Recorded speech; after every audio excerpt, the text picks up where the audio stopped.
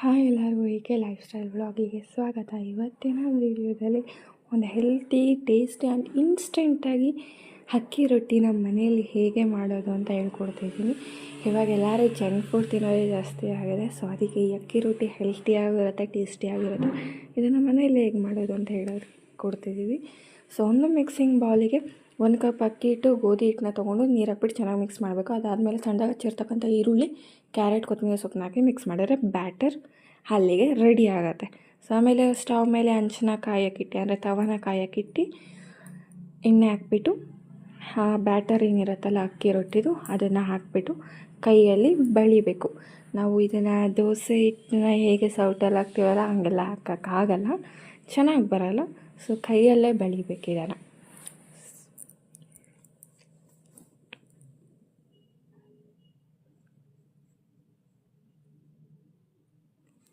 So ಇದನ್ನು ಬಳಿಯುವಾಗ low ಫ್ಲೇಮಲ್ಲಿ ಇಟ್ಕೊಂಡೇ ಬೆಳಿಬೇಕು ನೀವು. ಅದಾದಮೇಲೆ ಲೈಟಾಗಿ ಹೈ ಫ್ಲೇಮಿಗೆ ಇಕ್ಕಿ ಮತ್ತು ಲೋ ಫ್ಲೇಮಿಗೆ ಇಕ್ಕಬೇಕು. ಇಲ್ಲ ನೀವು ಹೈ ಫ್ಲೇಮಿಗೆ ಇರೋಲ್ಲ, ಬೇರೆ ಲೋ ಫ್ಲೇಮಲ್ಲೇ ಮಾಡ್ತೀವಿ ಅಂದರೆ ಅದು ಓಕೆ. ಅದಾದಮೇಲೆ ಹಿಂಗೆ ತಿರುಗಿಸ್ಬೇಕು. ಅದನ್ನು ತಿರುಗಿಸಾದ್ಮೇಲೆ ಹೈ ಫ್ಲೇಮಲ್ಲೇ ಇಟ್ಕೊಂಡು ಬೇಯಿಸಬೇಕು. ಇದು ಸಹ ನಿಮ್ಗೆ ಆಪ್ಷನಲ್ಲ, ಹೈ ಫ್ಲೇಮಲ್ಲಿ ಬೇಕಾದ್ರೂ ಇಟ್ಕೋಬೋದು. ಇಲ್ಲ ನಾನು ಲೋ ಫ್ಲೇಮಲ್ಲಿ ಇಟ್ಕೊಂಡೇ ಬೇಯಿಸ್ತೀನಿ ಅಂದರೆ ಲೋ ಫ್ಲೇಮಲ್ಲಿ ಇಟ್ಕೊಂಡೆ ಬೇಯಿಸ್ಬೋದು. ಇದಕ್ಕೆ ಅಕ್ಕಿ ರೊಟ್ಟಿ ಅಲ್ಲಿಗೆ ಮುಗಿಯುತ್ತೆ. ಸೊ ಈ ಅಕ್ಕಿ ರೊಟ್ಟಿಗೆ ನಂಚಿಗೆ ಏನು ಬೇಕು ಅಂತ ಯೋಚಿಸಿದಾಗ ಸಾಂಬಾರು ಇಲ್ಲ ಚಟ್ನಿ. ಸೊ ನನ್ನ ಬೆಸ್ಟ್ ಚಾಯ್ಸ್ ಅಂತ ಬಂದರೆ ಚಟ್ನಿ. ಸೊ ಅದಕ್ಕೆ ಚಟ್ನಿಗೆ ಯಾವ ಥರದಲ್ಲಿ ರೊಟ್ಟಿ ಹೊಲ್ದಿರಲ್ಲ ಅದೇ ಥರದಲ್ಲಿ ನಮ್ಮ ಅಜ್ಜಿ ಕಡಲೆ ಬೀಜನ ಹುರ್ಕೊಂಡಿದ್ದಾರೆ.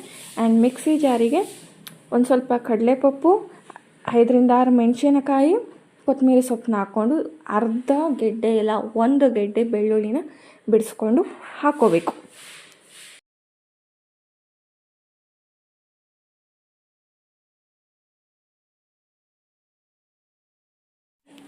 ಹಾಕ್ಕೊಂಡಾದ್ಮೇಲೆ ಅಲ್ಲಿ ಹುರಿದಿರ್ತಕ್ಕಂಥ ಕಡಲೆ ಬೀಜದ ಸಿಪ್ಪೆನ ತೆಗೆದುಬಿಟ್ಟು ಕಡಲೆ ಬೀಜನ ಮಿಕ್ಸಿಂಗ್ ಜಾರಿಗೆ ಹಾಕ್ಕೊಬಿಟ್ಟು ನಿಮಗೆ ರುಚಿಗೆ ತಕ್ಕಷ್ಟು ಉಪ್ಪನ್ನ ಹಾಕ್ಕೊಂಡು ತೆಂಗಿನಕಾಯಿನ ತುರ್ಕೋಬೇಕು. ಆ ತೆಂಗಿನಕಾಯಿ ತುರಿದಿರ್ತಕ್ಕಂಥ ತೆಂಗಿನಕಾಯಿನ ಮಿಕ್ಸಿ ಜಾರಿಗೆ ಹಾಕ್ಬಿಟ್ಟು ಆಮೇಲೆ ಹುಣಸೆ ಹಣ್ಣಿದ್ರೆ ಹಾಕ್ಕೊಳ್ಳಿ. ನಮ್ಮ ಮನೇಲಿ ಹುಣಸೆ ಹಣ್ಣಿರಲಿಲ್ಲ, ಸ್ವಲ್ಪ ಆಯಿತು ಅದನ್ನೇ ಹಾಕಿದ್ದಾರೆ.